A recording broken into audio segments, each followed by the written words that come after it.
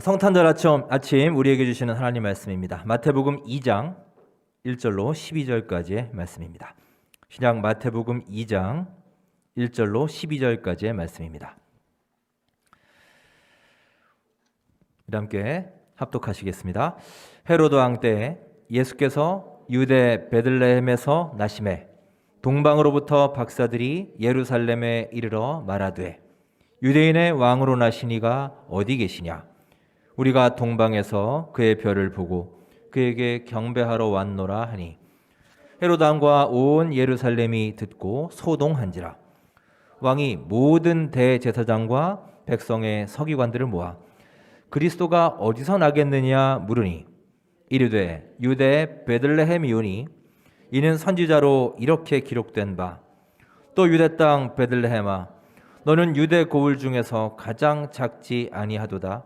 내게서 한 다스리는 자가 나와서 내 백성 이스라엘의 목자가 되리라 하였음이니이다. 이에 헤롯이 가만히 박사들을 불러 별이 나타난 때를 자세히 묻고 베들레헴으로 보내며 이르되 가서 아기에 대하여 자세히 알아보고 찾거든 네게 구하여 나도 가서 그에게 경배하게 하라. 박사들이 왕의 말을 듣고 갈새 동방에서 보던 그 별이 문득 앞서 인도하여 가다가 아기 있는 곳 위에 머물러 서 있는지라. 그들이 별을 보고 매우 크게 기뻐하더라. 집에 들어가 아기와 그의 어머니 마리아가 함께 있는 것을 보고 엎드려 아기께 경배하고 보배합을 열어 황금과 유향과 모략을 예물로 드리니라. 그들은 꿈에 헤롯에게로 돌아가지 말라 지시하심을 받아 다른 길로 고국에 돌아가니라. 아멘. 기쁘고 복된 성탄절 아침입니다. 우리 주 하나님의 크신 은혜와 사랑이 예배하는 우리 가운데 가득히 넘치시기를 주의 이름으로 축원합니다. 자, 함께 성탄 인사 나누겠습니다. 메리 크리스마스 인사 나눌까요? 네, 메리 크리스마스. 성탄의 은혜와 감격이 가득히 넘치시길 바랍니다. 성탄절을 맞아 우리는 앞에 있는 소망의 초, 평화의 초, 또 기쁨의 초, 사랑의 초, 그리고 마지막으로 오늘 성탄의 초, 5개의 촛불을 모두 밝혔습니다. 특별히 코로나 팬데믹이 시작된 이후 2번째 맞는 성탄절입니다. 그래도 올해에는 제한적이긴 하지만 이렇게 여러분과 함께 대면하여 예배할 수 있으니, 그것도 1, 2부 2번이나 나누어 예배할 수 있으니 작년에 비하면 참 감사한 일입니다. 며칠 전에 페이스북에 올라온 글을 봤습니다. 제목이 코로나 시대의 성화라는 제목이었는데요. 그림과 함께 이렇게 글이 적혀 있었습니다. 유명한 그림들을 소개하고 있었는데요. 여러분도 다들 아실 만한 그림일 겁니다. 자, 그림 한번 보실까요? 자, 저기 무슨 그림일까요, 여러분? 아기 예수 탄생 그림이지요. 그런데 그 그림 아래에 보시면 동그라미가 4개 있습니다. 그러니까 아마 저게 핸드폰 화면임을 알 수 있어요. 눈치 빠르신 분은 아시겠지만 저 위에 있는 3명이 누구일까요, 여러분? 그렇죠. 예. 별로 박사같이 안 생겼나요, 여러분? 예, 동방 박사랍니다. 예. 아기 예수님이 탄생하는 현장에 성경처럼 저 동방 박사가 직접 오지 못하고요. 지금 저렇게 온라인으로 줌으로 축하하고 있는 그림이에요. 자, 그 다음 그림 보실까요? 최후의 만찬입니다. 최후의 만찬인데 제자들이 아무도 없죠? 예수님 혼자 있고, 예, 그렇습니다. 다 줌으로 위에 접속하고 있어요. 자, 그 다음 그림 보시죠. 최후의 만찬 현장에 경찰이 들이닥쳤습니다. 방역수칙 위반이라고. 그래서 그 아래 그림처럼 테이블 4개로 3명씩 쪼개서 앉아있는 그런 그림입니다. 지금 이 코로나 시대를 잘 반영해주는 그림이 아닐까 싶습니다. 크리스마스 하면 행복하고 아름답고 기쁜 날, 주로 우리는 이런 이미지가 떠오르시죠. 어쩌면 우리가 지금까지 들어왔고 지금까지 알고 있는 성탄의 이야기는 성경적인 성탄의 이야기라기보다는 그동안 여러 사람들의 머릿속에서 여러모로 각색된 이야기가 아닐까 싶습니다. 정작 성경이 우리에게 전해주는 성탄 이야기는 사실 우리가 생각하는 것만큼 그렇게 낭만적이진 않습니다. 예수님은 폭력과 혼돈, 절망과 좌절과 어둠이 가득한 시대의 한복판에서 태어나셨습니다. 오늘 말씀을 보시면 그 시대의 분위기가 어떠했는지를 보여주고 있습니다. 자, 우리 1절 말씀을 함께 읽으며 그 분위기를 살펴보겠습니다. 1절 시작. 헤로드 왕 때 예수께서 유대 베들레헴에서 나시매 동방으로부터 박사들이 예루살렘에 이르러 말하되. 아멘. 여러분, 이 말씀은 평범한 구절 같지만 결코 간단하게 넘어갈 구절이 아닙니다. 왜 마태는 굳이 헤로드 왕 때에 라고 구체적으로 그 시기를 밝히고 있을까요? 그것은 바로 이 헤로드 왕 때가 정말 암담하고 힘든 시기였기 때문입니다. 이런 고난의 시기에 예수님이 이 땅에 오셨고요. 오늘 말씀처럼 동방 박사들이 예수님을 경배하기 위해 왔습니다. 오늘은 이 동방 박사들에 대해서 말씀을 나눠볼까 합니다. 자, 아까 사진에도 잠깐 나왔지만 여러분, 동방 박사가 몇 명이죠? 네, 3명이죠. 다 그렇게 알고 있습니다. 근데 여러분, 그거 아십니까? 동방 박사가 3명이라는 얘기는 성경 어디에도 나오지 않습니다. 혹시 여러분 보셨나요? 그러면 왜 우리는 다 3명을 알고 있을까요? 거기에는 크게 2가지 이유가 있는데요. 하나는 찬송가에 그렇게 나옵니다. 찬송가에. 여러분 잘 아시는 찬송가들 있죠? 동방박사 세 사람, 이런 찬송도 있고, 또 너무나 유명한 저들밖에 한밤중에 그 4절 가사에 보면 동방박사 세 사람이, 이런 가사가 나오죠. 그런데 이 2곡 다 우리 지금 가지고 있는 새 찬송가가 만들어지면서 가사가 다 바뀌었어요. 세 사람이라는 내용이 쏙 빠졌습니다. 왜냐? 성경적인 근거가 없기 때문이에요. 자, 이 찬송가가 첫 번째 이유고요. 두 번째는 그 박사들이 예수님께 드릴 예물을 가지고 왔죠. 자, 그 예물이 무엇이죠? 황금과 유향과 몰약이에요. 3가지 예물을 가지고 왔습니다. 그건 성경에 나옵니다. 그래서 예물이 3가지이니 아마 사람도 3명일 것이다, 이렇게 추측을 한 거죠. 예전에 한 목사님이 해주신 얘기가 있는데요. 이 동방박사 예물에 대한 얘기였습니다. 그 목사님이 교회에서 터키에 있는 선교사님 한 분을 후원하고 있었는데요. 하루는 그 선교사님이 이 교회에 크리스마스 선물을 보내셨습니다. 그래서 이렇게 교인들이 다 보는 앞에서 그 선물을 이제 연 겁니다. 딱 열었더니 안에 상자가 3개가 이렇게 쌓여 있었습니다. 목사님이 첫 번째 상자를 딱 열었어요. 그랬더니 그 안에 터키 현지에서 나는 아주 좋은 유향이 들어 있었습니다. 아주 의미 있는 선물이죠. 자, 감사의 마음으로 2번째 상자를 열었습니다. 거기에는 몰약이 들어 있었습니다. 자, 그러니까 이게 사람의 마음이란 게 그래요. 물론 유향과 몰약도 참 귀한 선물이죠.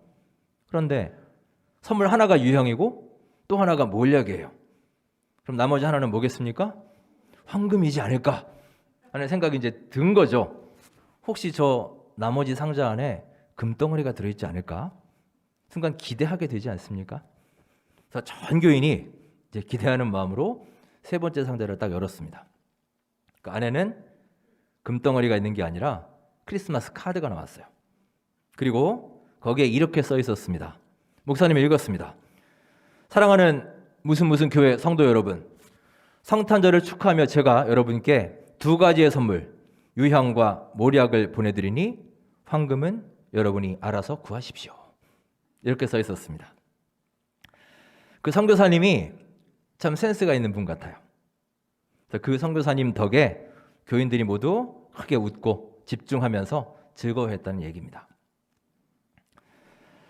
동방 박사들은 이렇게 귀한 예물을 가지고 먼 길을 와서 예수님을 경배했습니다. 오늘은 성탄절을 맞아서 이 동방 박사들의 교훈에 대해서 함께 나눠보겠습니다. 우리는 그들로부터 배워야 할 점이 분명히 있습니다. 하지만 그들도 사실 실수한 것이 있고요.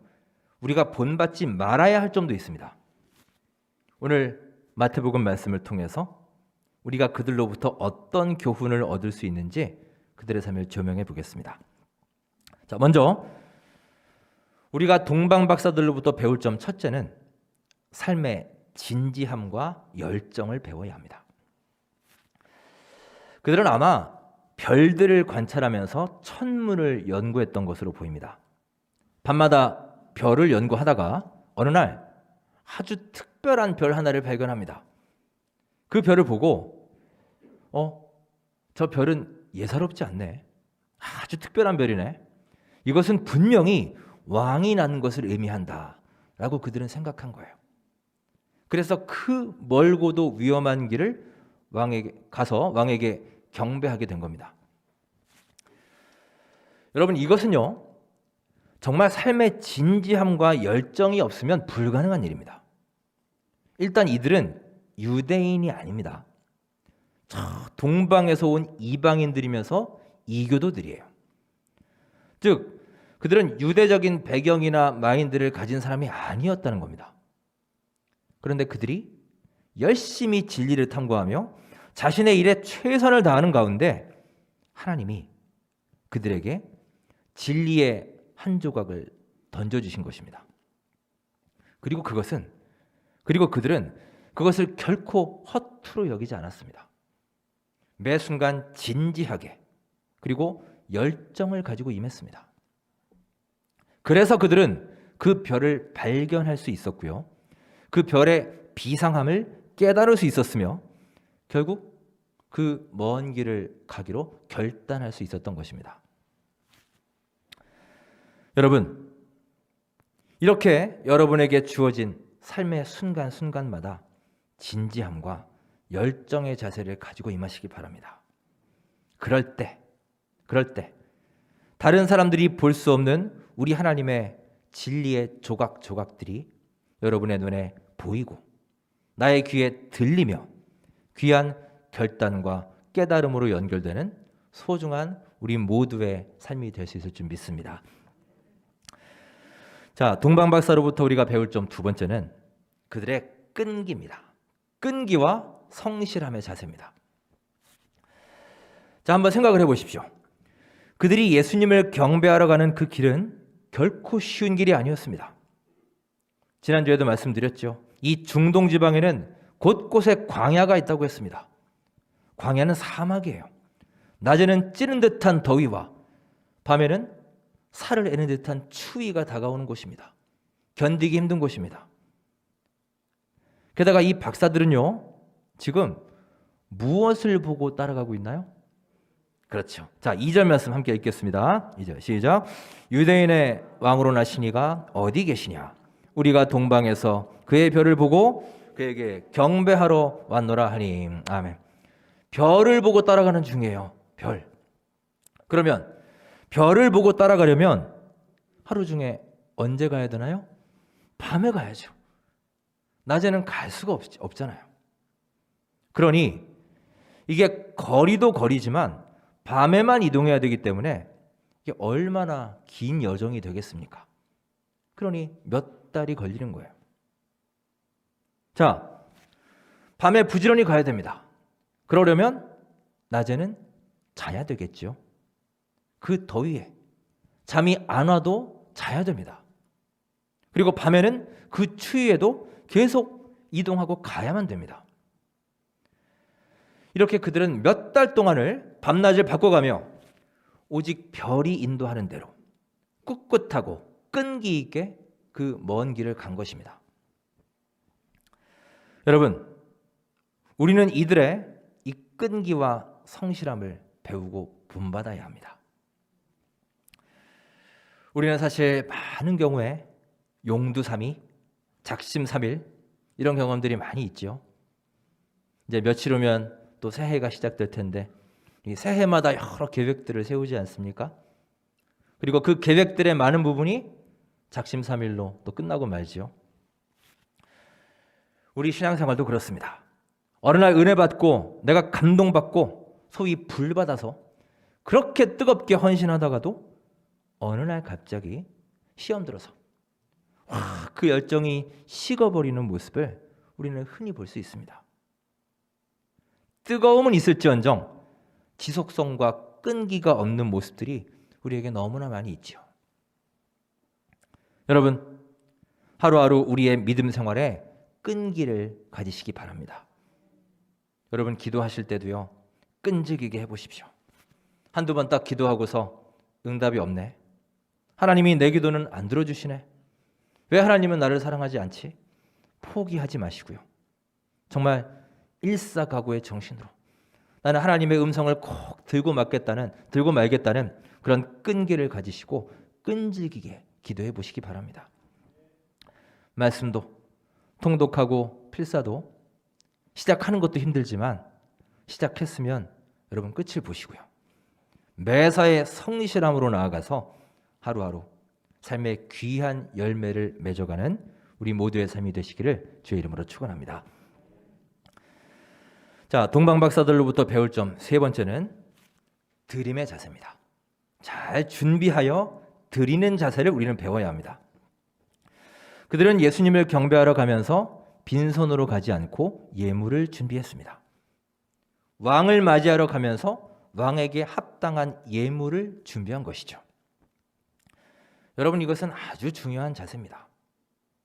이들은 경배하러 가면서 예배의 진정한 의미와 정신이 무엇인지를 알았던 것입니다. 여러분, 다시 한번 기억하십시오.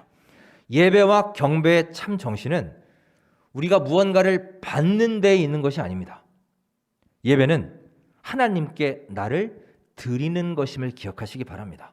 이게 본래의 예배의 정신이에요. 그런데 우리는 그것을 참 많이 잊고 살지요. 물론 우리는 예배를 드리며 은혜도 받습니다. 축복도 받습니다. 기쁨도 얻습니다. 배움도 얻습니다. 때로는 병고침도 받습니다. 다 좋습니다. 하지만 여러분, 이것들은 전부 다 2차적인 것들이에요. 이게 우리 예배의 목적이 될 수는 없습니다. 여러분, 예배란 1차적으로 하나님께 드리는 것입니다.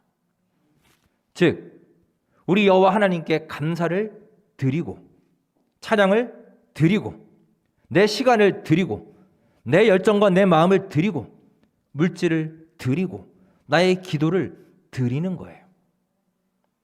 잘 준비하여 정성껏 준비해서 하나님께 드리는 것, 이것이 바로 우리 예배와 경배의 본질입니다. 우리가 너무나 잘 아는 찬송가 50장에서 이렇게 노래하죠. 내게 있는 모든 것을 아낌없이 드리네. 겸손하게 드리네. 주를 위해 드리네. 마지막에 사랑하는 구주 앞에 모두 드리네. 여러분, 내게 있는 것으로 하나님께 드림을 실천하여 예배와 경배의 참 정신을 회복할 수 있는 이 성탄절, 우리 모두의 삶이 될 수 있기를 간절히 바랍니다. 그러면 하나님께서 그런 우리의 참된 예배를 기뻐 받으시고 우리에게 주십니다. 은혜를 주시고 위로를 주시고 회복을 부어주시고 또 넘치는 기쁨을 하루하루 채워주실 줄 믿습니다. 자, 이렇게 동방박사들로부터 세 가지의 배울 점을 함께 나누었습니다. 자, 기억나세요? 우리 정리해 볼까요? 첫째로 삶의 진지함과 열정을 배워야 한다고 했죠. 두 번째로 끈기와 성실함으로 나아가시고, 셋째로 드리는 자세, 준비하여 드리는 자세를 배워야 한다 했습니다. 자, 그런데 여러분, 동방박사들이 우리에게 주는 교훈은 꼭 이렇게 긍정적인 것만 있는 게 아닙니다. 그들의 행동이나 자세를 보면 실수도 있습니다. 그리고 우리가 배우지 말아야 할 교훈도 있습니다. 자, 그들이 어떤 실수를 했는지 한번 살펴보겠습니다. 그들은 사실 아주 커다란 실수를 했습니다. 1절에 보시면 이들이 헤롯 왕을 찾아갑니다. 헤롯 왕을 찾아가서 말을 하죠. 왕이 나셔서 우리가 동방으로부터 그를 예배하러 왔습니다 라고 말을 합니다. 자, 이 말을 듣고 헤롯이 어땠을까요? 아마도 기분이 나쁘지 않았겠습니까? 아니, 자기가 왕인데 저 멀리서 왕을 경배하러 왔다 하니 성경에는 헤롯과 온 예루살렘 사람들이 소동했다라고 하죠. 당황했다는 겁니다. 그러자 헤롯이 말합니다. 나도 경배할 테니까, 나도 가려고 하니까 거기가 어딘지 어떤 상황인지 너희들이 가본 다음에 나에게 알려달라. 사실은 왜 그렇게 말했을까요? 죽이려고 한 거예요, 그 아기를. 그런데 12절에 보시면 이 동방박사들이 꿈을 꾸죠. 그리고 꿈에서 어떤 지시를 받습니다. 자, 어떤 꿈이었는지 우리 12절 함께 읽겠습니다. 시작. 그들은 꿈에 헤롯에게로 돌아가지 말라 지시하심을 받아 다른 길로 고국에 돌아가니라. 예. 꿈에서 헤롯에게 가지 말라고 지시를 받은 거예요. 그래서 그들은 헤롯에게로 가지 않고 다른 길로 고국으로 돌아갔습니다. 자, 이 사건 이후로 무슨 일이 벌어지느냐? 정말 심각하고 끔찍한 사건이 일어납니다. 자, 어떤 일이 생기는지 16절 함께 읽겠습니다. 시작. 이에 헤롯이 박사들에게 속은 줄 알고 심히 노하여 사람을 보내어 베들레헴과 그 모든 지경 안에 있는 산의 아이를 박사들에게 자세히 알아본 그때를 기준하여 2살부터 그 아래로 다 죽이니. 그야말로 대학살이 일어납니다. 정작 그 동방 박사들은요, 가버렸어요. 자기 나라로 가버렸습니다. 그런데 이 베들레헴에는 그 이후에 피바람이 분 겁니다. 누구 때문에? 자기들 때문에요. 이렇게 될 것 같았으면 차라리 그 박사들이 예수님을 안 찾아왔으면요, 적어도 이런 비극은 일어나지 않았을 겁니다. 이들이 왔다 가는 바람에 엄청난 후폭풍이 일었던 거예요. 어떤 일이냐? 당시에 베들레헴 인구가 약 1000명에서 2000명 정도로 추정됩니다. 그러니까 작은 도시였어요. 그런데 그 중에 2살 아래 산의 아이들이 이 동방 박사들 방문 후에 모조리 죽게 된 겁니다. 그러면 왜 이런 비극이 일어났을까요?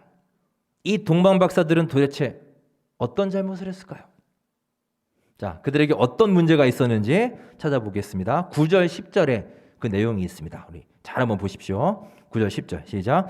박사들이 왕의 말을 듣고 갈새 동방에서 보던 그 별이 문득 앞서 인도하여 가다가 악이 있는 곳 위에 머물러 서 있는지라. 그들이 별을 보고 매우 크게 기뻐하더라. 아멘. 평범해 보이는 구절이지만 여러분, 구절을 잘 보세요. 원래 그 별은 악이 있는 곳에 머물러 서 있을 예정이었어요. 그렇죠? 그리고 그럴 예정이었고 실제로 거기에 섰습니다. 거기가 베들레헴이에요. 그런데 앞으로 가서 1절에 보시면 이상한 점이 있습니다. 그들이 예루살렘으로 갔다고 해요. 자, 예수님은 베들레헴에서 나셨는데 아기 예수를 만나러 온 박사들은 엉뚱하게도 먼저 예루살렘에 가서 헤롯 왕궁을 방문한 것입니다. 이게 어떻게 된 일일까요?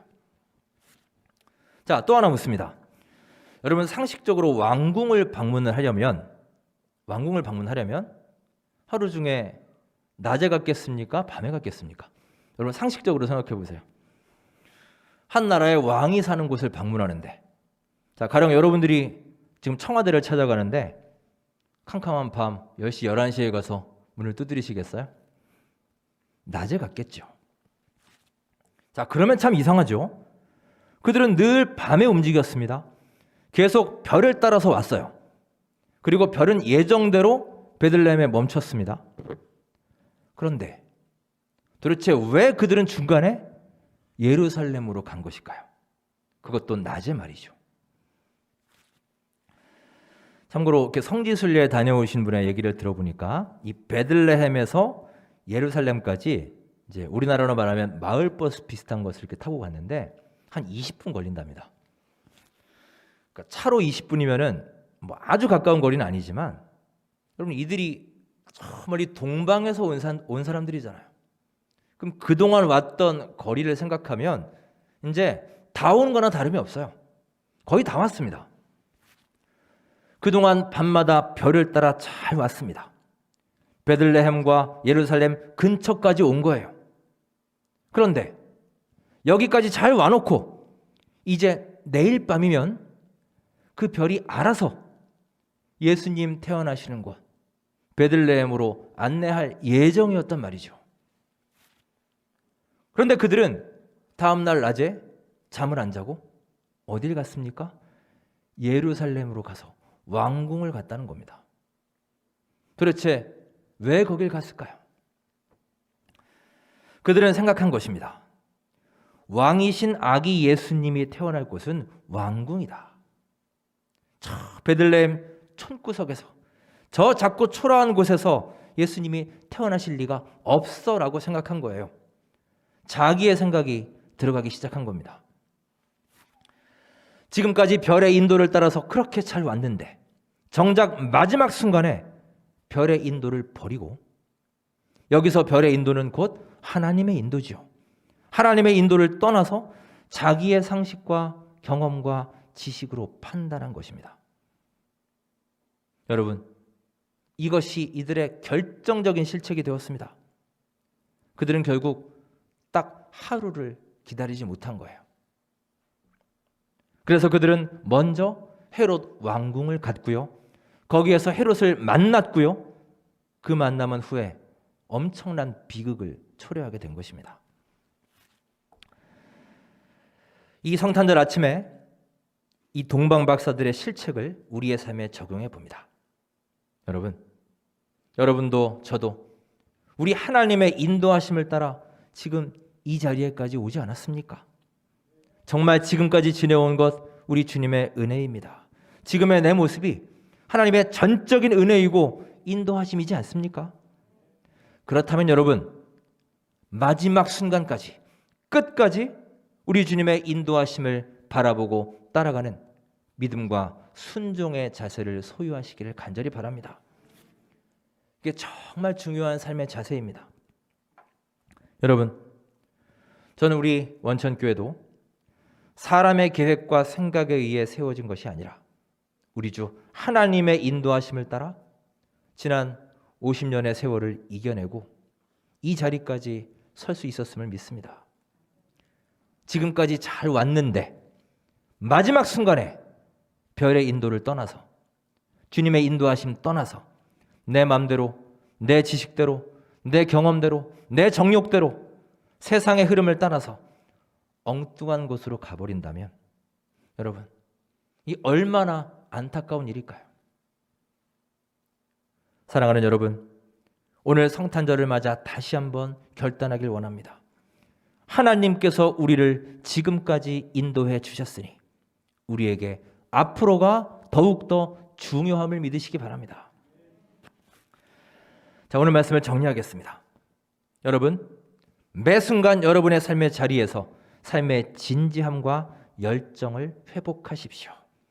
그럴 때 순간순간 여러분의 삶에 주님께서 보여주시는 진리의 조각을 발견할 수 있을 것입니다. 또한 우리의 열정이 단발적이고 일시적인 열정이 아니라 신앙의 끈기와 성실함을 갖고 임하셔서 여러분의 삶에 큰 믿음의 결실을 맺을 수 있기를 간절히 바랍니다. 또한 하나님 앞에 나의 마음과 시간과 열정과 물질과 찬양과 기도를 정성껏 잘 준비하여 드리는 참된 예배자의 삶을 회복할 수 있길 바랍니다. 마지막으로 끝까지 우리의 삶의 마지막 순간까지 내 상식과 지식이 아닌 하나님 말씀과 인도하심에 순종하여 믿음의 커다란 성장을 이루시고 우리 하나님을 기쁘시게 하는 우리 모든 원천교회 성도님들의 삶이 되시기를 주의 이름으로 축원합니다. 기도하겠습니다.